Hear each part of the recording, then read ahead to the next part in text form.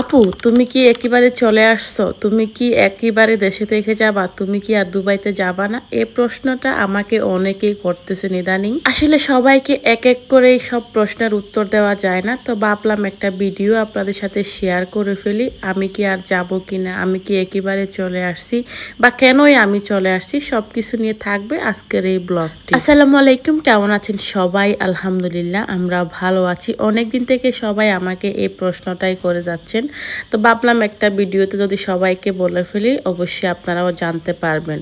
আর হ্যাঁ, আমি একেবারেই দেশে চলে আসছি তেমনটাও না, আর একেবারেই যে আমি চলে যাব ব্যাপারটা কিন্তু তেমনটাও না। আমি এখানেও থাকবো কতদিন, আর যখন আমার সুযোগ হয়, সময় হয়, বাচ্চাদের স্কুল বন্ধ হয়, তখন কিন্তু আমি আবার দুবাইতে চলে যাব। আর দুবাইতে গিয়ে যে আমি সব সময় বা একেবারে থেকে যাব, ব্যাপারটা কিন্তু তেমন না। আর কেনই বা আমি হুট করে না বলে না শুনে হঠাৎ করে ডিসিশন নিছি আমি দেশে চলে আসব বা আমি দেশেই থাকবো, সব কিছু আজকে আপনাদের সাথে শেয়ার করব। আমার দেশে চলে আসার একটাই কারণ ছিল, আমি অনেকটাই অসুস্থ থাকি সব সময়। আমার যখন থাইরয়েডের প্রবলেম আছে, আর যারা পিসিওডির সমস্যা থাকে তারাই বুঝতে পারবেন একজন মানুষ কতটা অসুস্থ থাকে 12 মাসে, আর মেন্টালিটি কতটা সিক থাকে সব সময়।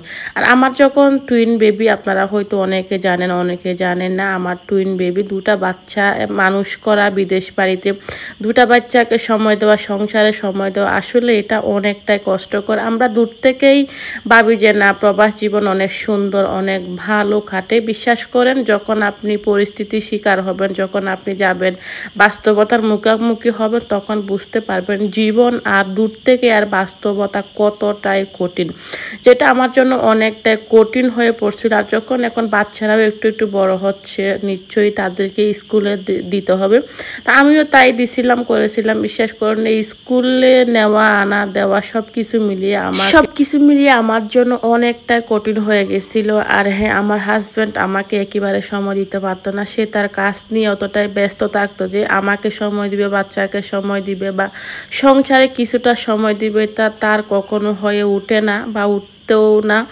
তো এটা আমি মনে মনে ভাবতেছিলাম যে না, যেভাবে হোক না কেন আমার বাচ্চাদেরকে আমাকে মানুষ করতে হবে, তাদেরকে সময় দিতে হবে, যেটা আমার একেবারে হয়ে ওঠে না।